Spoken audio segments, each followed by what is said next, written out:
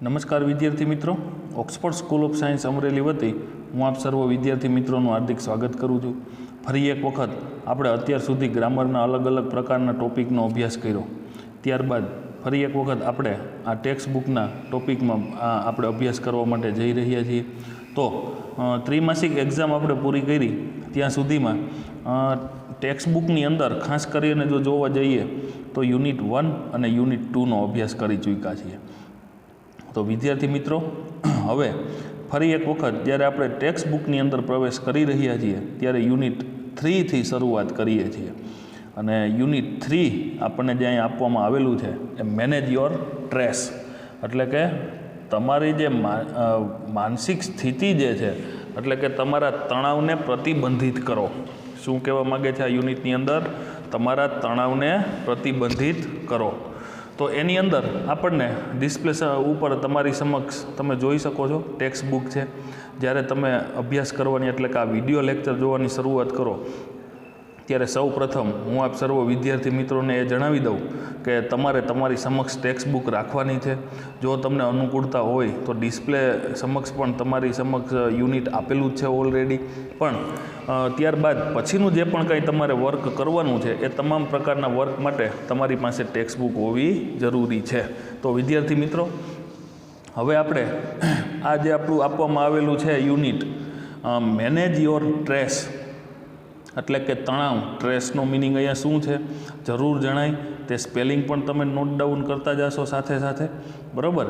બાકી તમે જો અત્યારે તમારી પાસે ટેક્સ્ટ બુક લઈને બેઠા હોય તો એમાં પણ તમે પેન્સિલથી એવો નવો આવતો જે સ્પેલિંગ છે એને લખતા જશો। જ્યારે તમે વિડીયો જોવાનું કામ પૂરું કરો ત્યાર પછી તમારે હોમવર્ક સ્વરૂપે જે પણ કાંઈ નવા સ્પેલિંગ શીખ્યા છો એ આપણે આપણી સ્પેલિંગ બુકની અંદર લખવાના છે।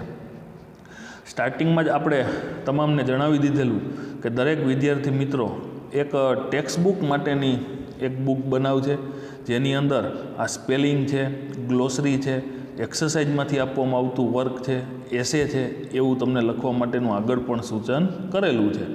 તો વિદ્યાર્થી મિત્રો, ફરી એક વખત કહું છું કે અત્યાર સુધી તમે આગળના જે પણ કાંઈ ગ્રામરના ટોપિકનું લખાણ જે છે એ તમામ પ્રકારનું લખાણ જે છે એ તમામ લખાણને તમે ગ્રામર બુક જે અલગ બનાવેલી છે, એટલે આપણે 2 બુક બનાવવાની છે, એક ટેક્સ્ટ બુક ઉપર આધારિત જે પણ કાંઈ ટેક્સ્ટ બુકનું કામ તમને આપવામાં આવે તે, અને સેકન્ડ કે જેમાં તમામ પ્રકારનું ગ્રામર હોય એમ। તો વિદ્યાર્થી મિત્રો, હવે આપણે યુનિટ 1ની અંદર આપવામાં આવેલ રીડ 1 તમે જોતા આવો છો મિત્રો કે દરેક યુનિટની અંદર કોઈ યુનિટમાં રીડ 1, 2 આપેલું હોય, અમુક યુનિટ જોવા જશો તો તમને એની અંદર યુનિટ રીડ 1, 2 અને 3 એમ પોર્શન આપેલા હોય છે, અમુક યુનિટમાં એક જ રીડ આપેલું હોય છે। આ તમામ પ્રકારના જે રીડ છે એ એકબીજાને સામાન્ય રીતે સંલગ્ન પણ હોય છે।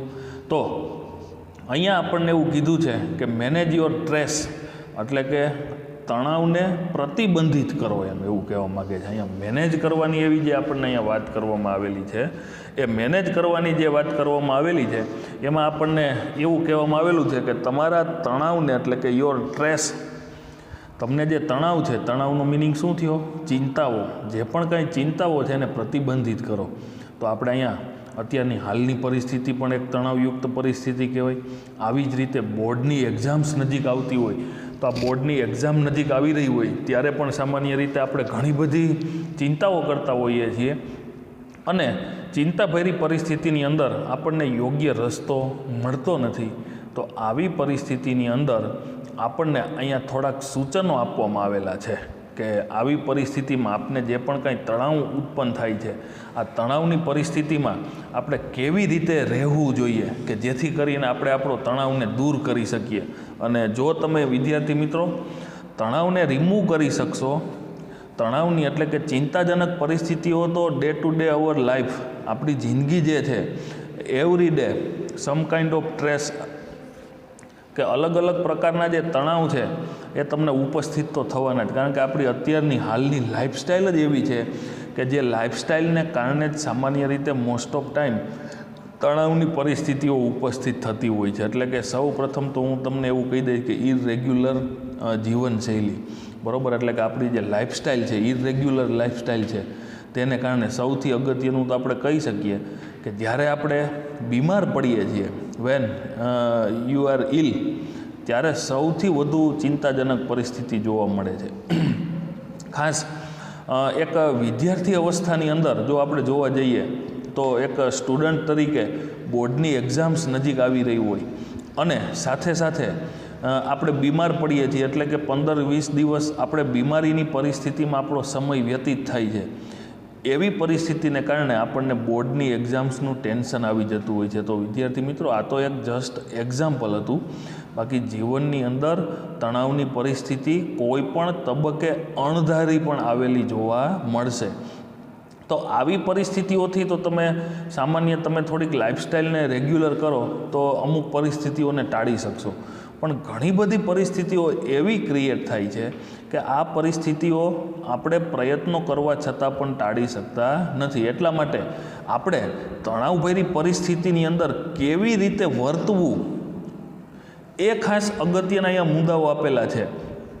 એટલે અહીંયા મેનેજ યોર સ્ટ્રેસ એવું કીધું કે તમે તમારા તણાવને પ્રતિબંધિત કરો, એટલે કે અંકુશિત કરો. પહેલાં તો સૌપ્રથમ આપણને શું સૂચન કર્યું છે કે તણાવ ઉપસ્થિત ના થાય ને એવી રીતે લાઈફસ્ટાઈલ જીવો. એમ જે આપણે વાત કરી, વારંવાર બીમાર પડતા હોય તો આપણે ઘણા બધા પ્રકારની આપણી લાઈફસ્ટાઈલમાં ચેન્જીસ કરવાની જરૂરિયાત જણાય. જો આવો ચેન્જીસ કરી નાખીએ તો એનો મિનિંગ એવો થયો કે આપણે તણાવભરી પરિસ્થિતિને ઉપસ્થિત થતાં પહેલાં એનું એક સરસ આયોજન કર્યું, જેથી કરીને આપણે તણાવથી દૂર રહી શકીએ.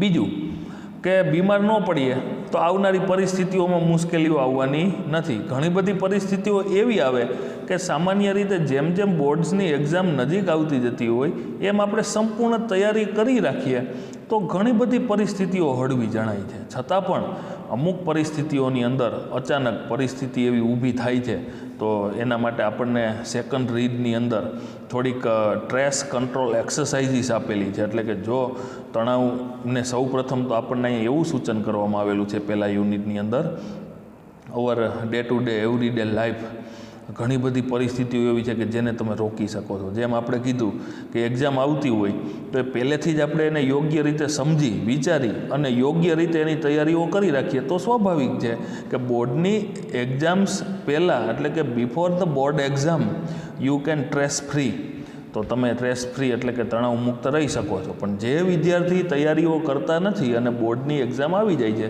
તો આ પ્રકારની પરિસ્થિતિમાં એવા વિદ્યાર્થીઓને ખાસ જરૂરિયાત છે કે જેને મેનેજ કરવું પડે એમ, એટલે કે તણાવની જે આ પરિસ્થિતિ છે ને એમાંથી એને બહાર નીકળવું પડે. તો એના માટે પૂર્વ તૈયારીઓ તો રીડ 1ની અંદર આપણને અહીંયા જે પણ કંઈ પરિસ્થિતિ આપવામાં આવેલી છે એ તમામ પ્રકારની જે પરિસ્થિતિ છે ને એ આપણને એક તણાવ મુક્ત રહેવા માટેની પરિસ્થિતિ આપેલી છે. એટલે કે તમે કેવી રીતે તણાવ મુક્ત રહી શકો છો આ પરિસ્થિતિ આપવામાં આવેલી છે.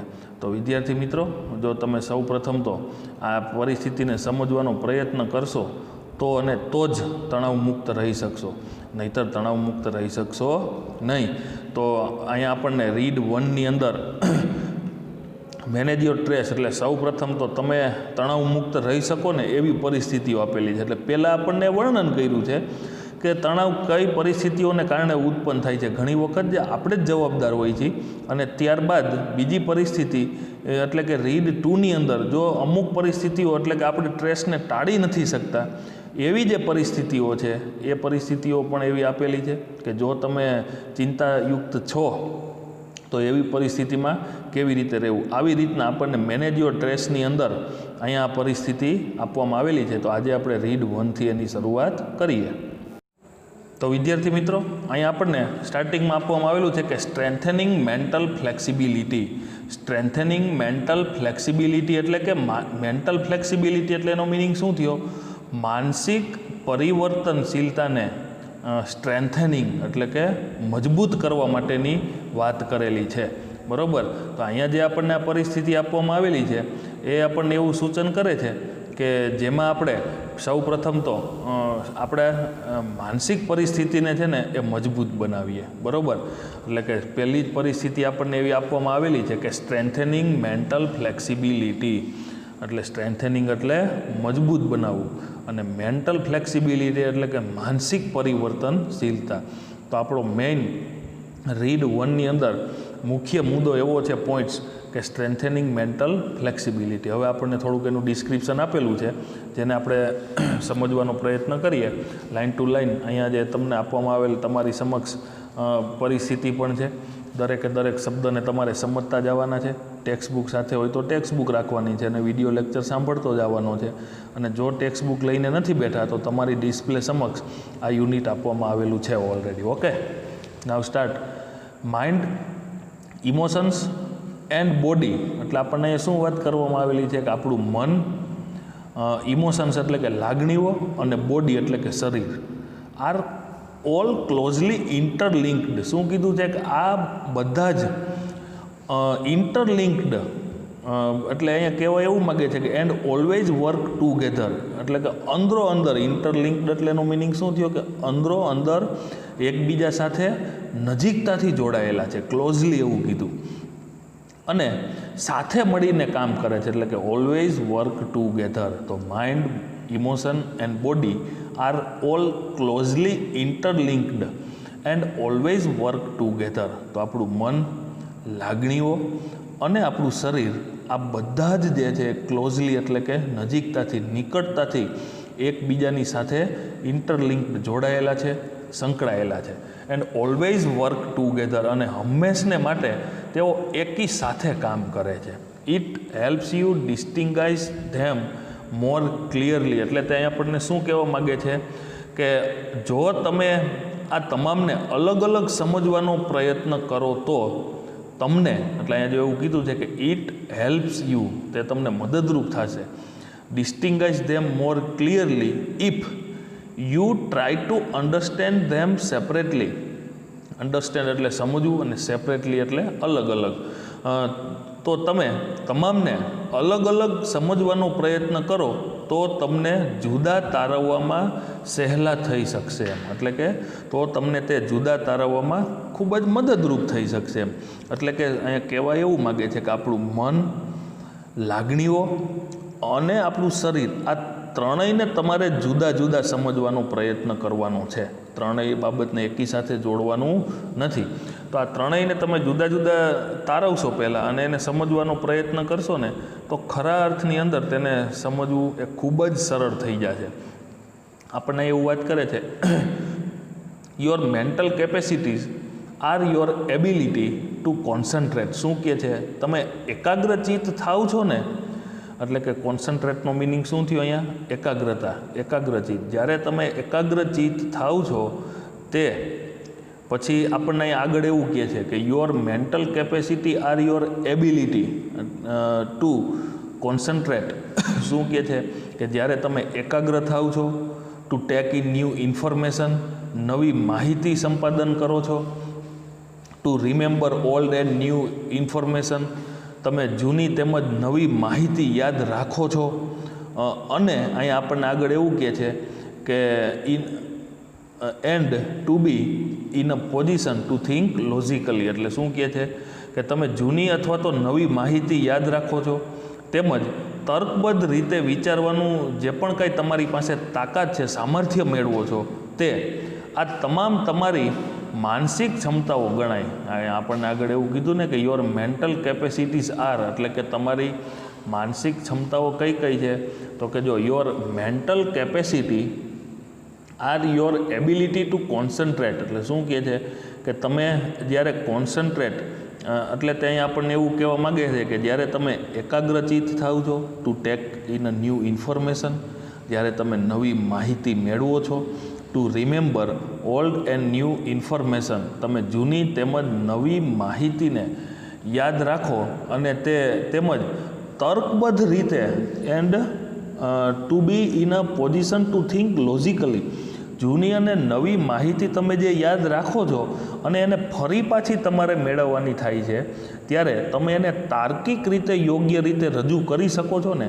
આ તમામ પરિસ્થિતિઓ જે છે ને એ તમારી માનસિક કેપેસિટી છે, મેન્ટલ કેપેસિટી. તો અહીં આગળ એવું કહે છે કે you need your mental capacity in order to study, to work. શું કહેવા માગે છે અહીં આપણને? તમારે અભ્યાસ માટે, એટલે કે સ્ટડી, ટુ વર્ક કામ કરવા માટે, ટુ ઇમ્પોઝ અ કન્સ્ટ્રક્ટિવ તમારા જીવનમાં અહીંયા આપણને એવું કીધું કે ઇમ્પોઝ અ કન્સ્ટ્રક્ટિવ એટલે કે સર્જનાત્મકતા તેમજ ક્રિયાશીલતા એન્ડ વર્કેબલ ઓર્ડર, બરાબર. એટલે વર્કેબલ ઓર્ડરનો મિનિંગ શું થયો? ક્રિયાશીલતા લાવવા માટે તેમજ on your life and to make rational day to day decision એટલે કે તમારે દિવસ દરમિયાન લેવા પડતા રેશનલ એટલે કે તાર્કિક જે પણ કંઈ ડિસિઝન્સ એટલે કે નિર્ણયો છે એ તમામ પ્રકારના તાર્કિક નિર્ણયો વિશેની વાત કરી છે. એટલે કે નિર્ણયો લેવા માટે આ તમારી જે માનસિક જે મેન્ટલ કેપેસિટી છે ને એ જવાબદાર છે.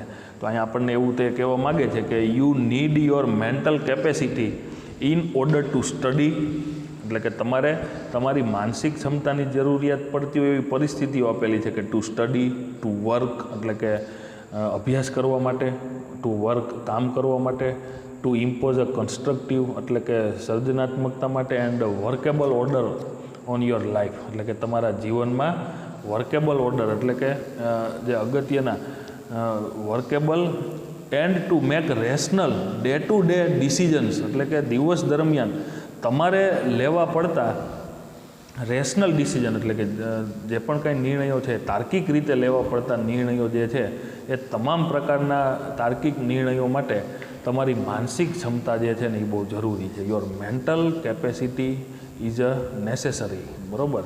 અહીં આપણને આપેલું છે કે ફોર એક્ઝામ્પલ આપણે એને ઉદાહરણ દ્વારા સમજવાનો પ્રયત્ન કરીએ, બરાબર. આપણને અહીંયા એક એવું સરસ ઉદાહરણ પણ આપેલું છે કે if you had the choice of walking to work or taking the car, શું કહે છે? એક સામાન્ય લેવામાં આવતો સવારની પરિસ્થિતિમાં એટલે કે દિવસની શરૂઆત થાય અને આપણે કામે જવા માટે નીકળવાના હોય ત્યારની પરિસ્થિતિ માટે આપણને એક અહીંયા સરસ એક્ઝામ્પલ આપેલું છે અને એક્ઝામ્પલ દ્વારા એને સમજાવવાનો પ્રયત્ન કર્યો છે. It's a very simple decision to take in a day એટલે કે આ દિવસ દરમિયાન લેવામાં આવતો જે પણ કાંઈ નિર્ણય છે ને એ એકદમ સરળ નિર્ણય છે, એમાં કાંઈ બહુ અઘરું નથી. પણ ડિસિઝન લેવા પડે ને ત્યારે તમારે બુદ્ધિ રેશનલ એવી આગળ જ વાત કરી કે તાર્કિક નિર્ણયો જે પણ કંઈ લેવા પડે જ ને એ બહુ જરૂરી છે, ત્યારે વિચારવું પડે. ફોર એક્ઝામ્પલ ઉદાહરણ આપ્યું છે કે if you had the choice of walking to work or taking the car,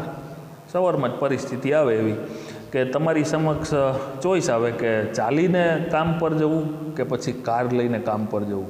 the fact that હકીકત શું છે? તો કે ઇટ વોઝ રેઇનિંગ હાર્ડ એટલે કે સખત વરસાદ વરસી રહ્યો છે. And you had a cold could lead you to the decision that it was better to take the car. શું કહે છે? વરસાદય સખત વરસી રહ્યો છે, તમને થોડીક કોલ્ડ એટલે કે ઠંડી પણ છે એટલે કે શરદી પણ છે, તેથી તમે એક અંતે એવા નિર્ણય ઉપર આવો છો કે ગાડી લઈને તમારો જે જવાનો નિર્ણય છે, કાર લઈને જવાનો જે નિર્ણય એ યોગ્ય ગણાય. બહુ સરળ વાત થઈ, બરાબર. આ એક આપણે ડિસિઝન લીધો એટલે કે આપણે એવું થતું હતું ચાલીને જવું કાર લઈને કે ચાલીને જવું કે કાર લઈને જવું કામ ઉપર. તો ત્યારે આ પરિસ્થિતિની અંદર તમે જોયું પરિસ્થિતિ હકીકત શું હતી? તો કે ભાઈ વરસાદ સખત છે અને મને શરદી પણ થઈ છે, આઈ હેવ અ કોલ્ડ. તો સીધી વાત છે કે તો આપણે કાર લઈને જવું આપણા કામ ઉપર એ બહુ જરૂરી છે, બરાબર. તો આ પ્રકારનો જે તમારો નિર્ણય છે ને એ તાર્કિક નિર્ણય કહેવાય. હમણાં જ આગળ વાત કરી ને કે and to make rational day to day decisions કે આપણે દરરોજ ને દરરોજ આવા તાર્કિક રીતે ઘણા બધા નિર્ણયો સામાન્ય રીતે લેવાના થતા હોય છે, બરાબર. તો આગળ અહીંયા આપણને વાત કરે છે કે that would be a rational decision based on the correct circumstances, બરાબર. એટલે કે એક યોગ્ય સાચી સર્ક્યુમટન્સીસ એટલે કે એક પરિસ્થિતિને ધ્યાનમાં લઈને એટલે કે એક આ હાલની સાચી પરિસ્થિતિને ધ્યાનમાં લઈ અને તમે જે તાર્કિક નિર્ણય લીધો એ તાર્કિક નિર્ણય જે છે ને લેતા એ ખરેખર વિવેકપૂર્ણ ગણાય એમ. એટલે કે આ પરિસ્થિતિને ધ્યાનમાં લેતા તમારો જે આ નિર્ણય છે એ ખરા અર્થની અંદર વિવેકપૂર્ણ ગણાય એમ. નેક્સ્ટ છે કે the mind is the rational logical part of you કે that help you to make unemotional choices, to store and retrieved information and to order and calculate. શું કહે છે કે મન એ તમારો વિવેક એટલે કે ખૂબ જ વિચારપૂર્વકનો નિર્ણય, વિવેક તેમજ તર્કપૂર્ણ એક તમારો ભાગ છે કે જે તમને અતિ ભાવનાશીલ પસંદગી કરતાં અટકાવવા, એટલે કે જે તમને ધેટ હેલ્પ્સ યુ, એટલે કે તમારું મન જે છે ને એ તમને મદદરૂપ થાય છે કે you to make unemotional choices, એટલે કે અનઇમોશનલ ચોઇસીસ એટલે અહીંયા કેવું શું કહેવા માગે છે તો કે અતિ ભાવનાશીલ પસંદગી કરતાં અટકાવવા, two store and retrieved information, એટલે કે માહિતીને પરત મેળવવી અથવા તો સંચય કરવા, તેમજ and to order and calculate, ગણતરી કરવા મદદરૂપ થાય છે. શું કહે છે તો અહીંયા આપણે જોઈએ તો એવું કહે છે કે તમારું જે મન છે, દિમાગ, એ તમારો વિવેક તેમજ તર્કપૂર્ણ ભાગ છે કે જે તમને અતિશય ભાવનાશીલ પસંદગી કરતાં અટકાવવા, માહિતીને પરત મેળવી સંચય કરવા તેમજ ગણતરી કરવા મદદરૂપ થાય છે. The mind is the rational logical part of you that help you to make unemotional choices, to store and retrieve information and to order and calculate. It is the counterpart to the emotions. શું કહેવા માગે છે કે અહીંયા જે આપણને તે વાત કરવા માગે છે આ પરિસ્થિતિની, એ પરિસ્થિતિમાં તે એવું જણાવે છે કે પરીક્ષા વખતે કે આ એક લાગણીઓનું પ્રતિરૂપ છે એમ. અહીંયા તે પરિસ્થિતિ એવી આપેલી છે કે કાઉન્ટર પાર્ટ, એટલે તે એવું કહેવા માગે છે કે આ એક પ્રતિરૂપ, કાઉન્ટર પાર્ટનો મિનિંગ શું થયો? પ્રતિરૂપ. Counterpart to the emotions, લાગણીઓનું પ્રતિરૂપ છે. આગળ એવું કહે છે કે it is the counterpart to the emotions, a good example of the interaction between mind and emotion is exam nervous. શું કહે છે? પરીક્ષા વખતનો એટલે કે એક્ઝામ વખતનો જે ડર છે એ મન અને લાગણીઓ વચ્ચેની ક્રિયા પ્રતિક્રિયાઓ, બિટવીનનો મિનિંગ શું થાય? ની વચ્ચે. કેની વચ્ચે? તો કે માઇન્ડ એન્ડ ઇમોશન્સ. કે અહીંયા તે આપણને એવું કહેવા માગે છે કે માનસિક ક્ષમતાને, ત્યાં એવું પરીક્ષા વખતનો ભય એ તમને મન અને લાગણીઓ વચ્ચેની, બરાબર, માઇન્ડ એટલે કે મન અને ઇમોશન્સ એટલે કે લાગણીઓ, બિટવીન માઇન્ડ એન્ડ ઇમોશન્સ એટલે કે મન અને લાગણીઓ વચ્ચેની ક્રિયા પ્રતિક્રિયાનું એક શ્રેષ્ઠ એક્ઝામ્પલ છે કે good example of the interaction.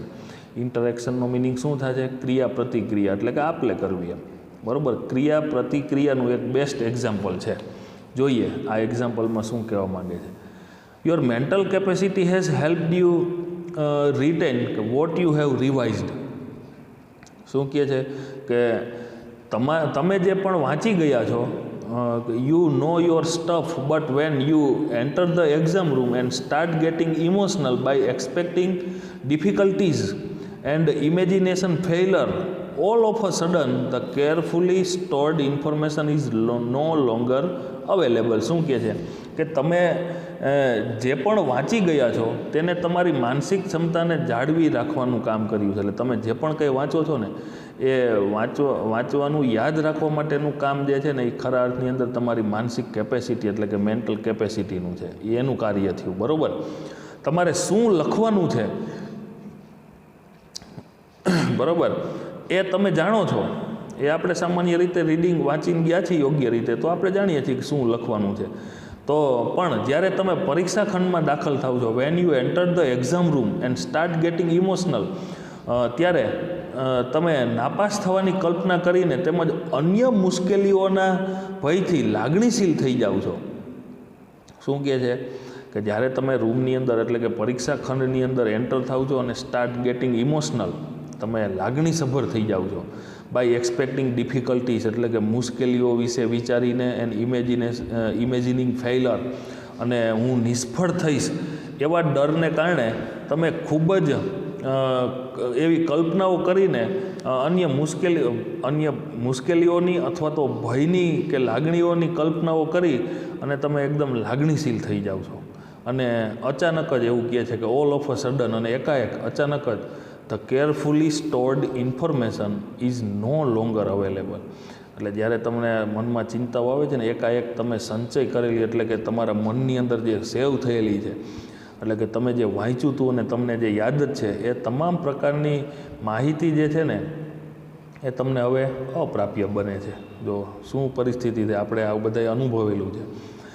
આપણને તૈયારીઓ કરતા હોય, નેક્સ્ટ ડે પેપર હોય, આગળના દિવસે આપણે તૈયારી કરી હોય અથવા તો વર્ષ દરમિયાન તૈયારી કરી હોય, દરેક ટેસ્ટની અંદર અથવા તો સામાન્ય રીતે એમના એમ આપણે સારામાં સારી રીતે બોલી ગયા હોય અને આવડતી પણ હોય, પણ જ્યારે પરીક્ષાની અંદર એક એવો ડર લાગવા લાગે છે અને આ ડરની પરિસ્થિતિને કારણે એક એવી પરિસ્થિતિ ઊભી થાય છે કે આપણને જે યાદ હતું ને એ ભૂલાઈ જાય છે. અને ઘણી વખત આપણે પાકો કરેલો કે તૈયાર કરેલો ક્વેશ્ચન પરીક્ષામાં યાદ નથી આવતો, અથવા તો જેવા પરીક્ષાની બહાર નીકળીએ છીએ ને એટલે એક્ઝામ ટાઈમે આપણને યાદ ન આવ્યું હોય, પણ જેવું આપણે પરીક્ષામાં બહાર નીકળીએ એટલે યાદ આવે છે. આનો મિનિંગ શું છે કે તમે અતિશય મગજની અંદર ટેન્શન ભરી પરિસ્થિતિ, એટલે અહીંયા આપણને એવું કીધું ને કે જ્યારે આપણને પરીક્ષાનો ડર ઊભો થાય અથવા તો પરીક્ષામાં હું નિષ્ફળ રહીશ, પાસ નહીં થાઉં, એવી જે પણ કંઈ કલ્પના કરવા લાગીએ છીએ ને તેને કારણે આવું બનતું હોય છે. એટલે કે આ સ્ટ્રેસ છે. તો આવી પરિસ્થિતિઓથી બચવું જોઈએ. એટલે રીડ 1ની અંદર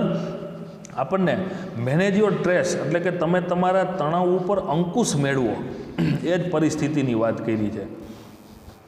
do you find yourself reacting in any of the following ways? આપણને અહીંયા શું કીધું છે કે શું તમે નીચે દર્શાવેલ રસ્તાઓમાં બાબતોમાં કોઈ એક પર પ્રતિક્રિયા આપો છો? એટલે પ્રતિક્રિયાનો મિનિંગ શું થયો? અહીંયા આપણને 3-4 મુદ્દાઓ આપેલા છે, 6 મુદ્દા આપેલા છે. જે 6 મુદ્દા આપણને એવું સૂચન કરે છે તમારે વિચારવાનું છે. આમાં તમે પ્રતિક્રિયા આપો છો. પ્રતિક્રિયા એટલે કે તમને એવું થાય છે કે હા, તો તમારે શું કરવું એ નીચે આગળ આપણને આપેલું છે. શું કહેવા માગે છે કે you find it difficult to concentrate on things? તમને બાબતો ઉપર એટલે કે ઘણી બધી બાબતો ઉપર એકચિત થવું અઘરું લાગે છે. તમને પૂછવામાં આવે પ્રશ્ન છે, તમારે તમારી માનસિક કેપેસિટીને એટલે કે મેનેજ યોર સ્ટ્રેસ, તમારે જો આવી મુશ્કેલી હોય તો પછી તમારે તણાવ મુક્ત કેવી રીતે રહેવું ને એના માટેની વાત છે. પણ સૌ પ્રથમ તો અત્યારે આપણને એવું પૂછવામાં આવ્યું કે તમને ઘણી બધી બાબતો પર એકચિત થવું અઘરું લાગે છે. શું કહો છો, હા કે ના? એ તમારે મનમાં વિચારવાનું છે. જો આપણે એમાં હા કહેતા હોય તો આપણને અહીંયા યુનિટની અંદર વાત કરવામાં આવેલી છે એ પોઈન્ટે પોઈન્ટ અને વર્ડે વર્ડ સ્પર્શ કરે છે. Okay. Second, your memory is letting you down frequently? તમને તમારી યાદશક્તિ વારંવાર દગો દે છે. એટલે કે તમને આજે યાદ હોય, નેક્સ્ટ ડે ભૂલાઈ જાય પરીક્ષામાં. અથવા તો આપણને પ્રશ્નોત્તરી ક્લાસની અંદર જ્યારે આપણને પ્રશ્નો હું પૂછીશ આવતીકાલે એવું કીધું હોય, આજે આપણે તૈયારી કરી, બહુ સરસ રીતે મોઢે બોલી પણ ગયા, પણ નેક્સ્ટ ડે આપણને જ્યારે વારો આવે આપણો બોલવાનો ત્યારે આપણે યોગ્ય રીતે બોલી નથી શકતા. તો એને કહેવાય કે તમને તમારી યાદશક્તિ વારંવાર દગો દે છે. થર્ડ છે, you have lot of different things on your mind but cannot grasp a clear thought? શું કહે છે કે તમારા મનમાં ઘણા બધા વિચારો ચાલતા હોય છે, પરંતુ તમે કોઈ એક સ્પષ્ટ નિર્ણય પર આવી શકતા નથી. એટલે કે આ કરવું, તે કરવું, પેલું કરવું, બીજું કરવું વગેરે આવા ઘણા બધા આપણા મનની અંદર આવા નિર્ણયો લેવા માટે આપણે વિચારી રહ્યા હોય, પણ અંતે સ્પષ્ટ નિર્ણય પર આવી શકતા નથી. થાય છે એવું તમારે વિચારવાનું છે વિદ્યાર્થી મિત્રો. આ મુદ્દાઓ આપણને આપેલા છે કે જો આપણે આ પરિસ્થિતિમાંથી ક્યાંય પણ આપણી હા હોય ને તો આપણે મેનેજ અવર સ્ટ્રેસ એટલે કે આપણે આપણો સ્ટ્રેસને અંકુશિત કરવાની જરૂરિયાત ખરી. નેક્સ્ટ છે કે મગજમાં પહેલાં આપણને એવું કે you have lots of different things on your mind? ઘણા બધા વિચારો ચાલતા હોય છે તમારા મનમાં, but can not grasp a clear thought? પણ તમે સ્પષ્ટ રીતે એક આખરી નિર્ણય ઉપર આવી શકતા નથી. નેક્સ્ટ છે યુ આર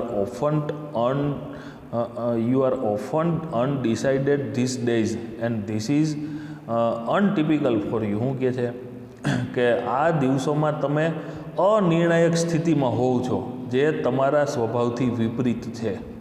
સ્વાભાવિક છે કે કોઈ પણ જે નિર્ણય લેવાના હોય એ નિર્ણય આપણે લઈ શકતા નથી. એટલે કે અનિર્ણિત એવી સ્થિતિમાં આપણે રહીએ છીએ, કે અનડિસાઇડેડ એટલે કે અનિર્ણાયક. આ દિવસોમાં તમે વારંવાર અનિર્ણાયક એવી સ્થિતિમાં રહો છો. And this is untypical for you? Untypical એટલે કે જે તમારા સ્વભાવથી થોડુંક વિરુદ્ધનું છે. નેક્સ્ટ છે you make longer to do task that you were able to complete quite quickly before? શું કહે છે કે જે કામ તમે ઘણી બધી ઝડપથી પતાવી શકો તેમ છો, છતાં પણ તે કામ પૂરા કરતાં તમને ઘણો બધો સમય લાગે છે. આપણને એમ થતું હોય કે ઓય આ તો કામ ઇઝી છે, સરળ છે, હમણાં પતી જાય, પણ આપણે અંતે જો જોઈએ તો આપણી ધારણા કરતાં વધુ સમય લાગે છે.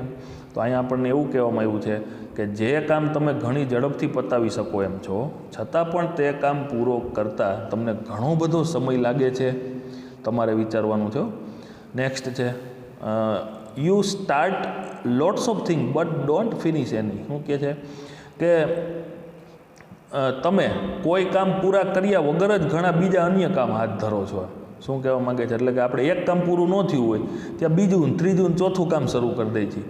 તો આવી રીતે વિદ્યાર્થી મિત્રો કોઈ પણ કાર્યનો સંતોષ તમને ત્યારે જ પ્રાપ્ત થશે કે તમે if you can done first work, એટલે કે તમે જે અત્યારે ઉપાડેલું વર્ક છે એને તમે પૂરું કરશો અને પછી જ next work to take over, અને તો જ તમને ખરા અર્થની અંદર માનસિક રીતે સ્વસ્થ રહે. આ તો આ કામ ચાલવું હોય, એ અધૂરું હોય તો બીજું શરૂ કરી દે, બીજું અધૂરું હોય તો ત્રીજું શરૂ કરી દે. એટલે કે થોડુંક વળી ઇંગ્લિશ બુકમાં વાંચે ને હવે કે યુનિટ અધૂરું છે ને હવે કે કેમેસ્ટ્રી વાંચી લઈ, અથવા તો અકાઉન્ટ વાંચી લઈ, ગુજરાતી વાંચી લઈ, સંસ્કૃત વાંચી લઈ. એમ આપણે અડધા યુનિટ બધામાં વાંચીએ તો એ તમને શું થાય કે આપને અંતે at the end of the day, એટલે કે તમારો દિવસ પૂરો થાય ને ત્યાં સુધી તમને એક પણ કાર્ય પૂર્ણ કરીએ. જો વિદ્યાર્થી મિત્રો કોઈ પણ વર્ક તમે હાથમાં લ્યો છો અને એ પૂર્ણ કરો ને એનો સંતોષ હોય છે. એટલે તમે જ્યારે કોઈ પણ કામ હાથમાં લ્યો છો ને ત્યારે તમે એને પૂર્ણ કરો ને તો જ તમને સાંજે at the end of the day, એટલે કે દિવસના અંતે તમને એ કામનો સંતોષ મળે. પણ અધૂરા કામ છોડી દેશો તો તમે સાંજે ચિંતિત પરિસ્થિતિઓમાં હશે કે ઘણું બધું કામ કર્યું પણ એક પણ કામ પૂરું થયું નહીં. તો ખાસ આ પરિસ્થિતિને પણ તમારે ધ્યાનમાં લેવાની છે. આ 6 મુદ્દાઓ વિશે ડીપલી થિંકિંગ તમારે ખૂબ જ ગંભીરતાપૂર્વક વિચારવાનું છે, બરાબર. જો તમે ગંભીરતાપૂર્વક વિચારશો તો તમે ખરા અર્થની અંદર બહુ યોગ્ય ડિસિઝન લઈ શકશો એમ. અને આપણને અહીંયા મેનેજ યોર સ્ટ્રેસ, એટલે કે આપણે આપણો સ્ટ્રેસ કંટ્રોલ કરવાની જરૂરિયાત ખરી કે નહીં એનો પણ આપણને એક ખ્યાલ આવશે. નેક્સ્ટ આપેલું છે કે ઇફ યસ, જો તમે હા કહો છો then it gives a sign of a mental stress present in you. શું કહે છે? જો તમે ઉપર આપેલી 6 પરિસ્થિતિમાં હા કહો છો તો એ તમારામાંના માનસિક તણાવની નિશાની છે, એટલે કે તમને પણ માનસિક તણાવ છે. આનો મિનિંગ એવો થયો. The better you deal with stress. તો શું કહેવા માગે છે કે તો તમે જેટલી સારી રીતે તણાવ ઉકેલશો, the better you deal with stress the less you mental capacity will be affected. શું કહેવા માગે છે કે જો તમે હા કહો છો તો તમારામાં પણ માનસિક તણાવની નિશાની છે. તો તમે જેટલી સારી રીતે તણાવ ઉકેલશો તેટલી તમારી માનસિક ક્ષમતાને ઓછી અસર થશે, અફેક્ટેડ એટલે કે નુકસાની થશે, કે માનસિક કેપેસિટીને ઓછી અસર થશે. તો વહેલામાં વહેલી તકે આપણે સ્ટ્રેસ મુક્ત થવું જોઈએ. The following exercises will help you build better stress resilience and rebalance yourself if your mental capacity has already started to suffer due to stress. જો તણાવને લીધે તમારી માનસિક ક્ષમતા પર અસર થવી શરૂ થઈ ચૂકી હોય તો નીચેની એક્સરસાઇઝીસ એટલે કે કવાયતો આપેલી છે. એ નીચેની કવાયતો તમને તણાવનું નિયમન કરવા માટે, એટલે કે તણાવને નિયંત્રિત કરવા અને તમારી જાતનું રીબેલેન્સ એટલે કે સંતુલન જાળવવામાં મદદરૂપ થશે. તો આપણને અહીંયા વિદ્યાર્થી મિત્રો થોડીક સ્ટ્રેસ કંટ્રોલ એક્સરસાઇઝીસ આપેલી છે. તો અહીંયા આપણે વિચારવાનું છે કે જો આપણે આવી પરિસ્થિતિથી થોડાક જોડાયેલા છીએ, એટલે કે આપણા પણ મનની અંદર થોડોક માનસિક તણાવ છે, તો ચોક્કસ હું તમને અત્યારે એવું કહીશ કે અહીંયા જે આપણે આપવામાં આવેલી આ સ્ટ્રેસની જે સિચ્યુએશન છે એને યોગ્ય રીતે સમજવાનો પ્રયત્ન કરીએ અને મેનેજ યોર સ્ટ્રેસ, અને તમે પણ તમારો સ્ટ્રેસને એક નિયંત્રિત કરી શકો, બરાબર. તો આજે આપણે આટલે સુધી રાખીએ છીએ. નેક્સ્ટ આગળ જે આપણને આપવામાં આવેલું છે કે સ્ટોપ ઓવર થિંકિંગ, એટલે કે અતિશય વિચારવાનું બંધ કરો, એવી આપણને પહેલી એક્સરસાઇઝીસ આપેલી છે, એને સમજવાનો પ્રયત્ન કરીશું. આભાર.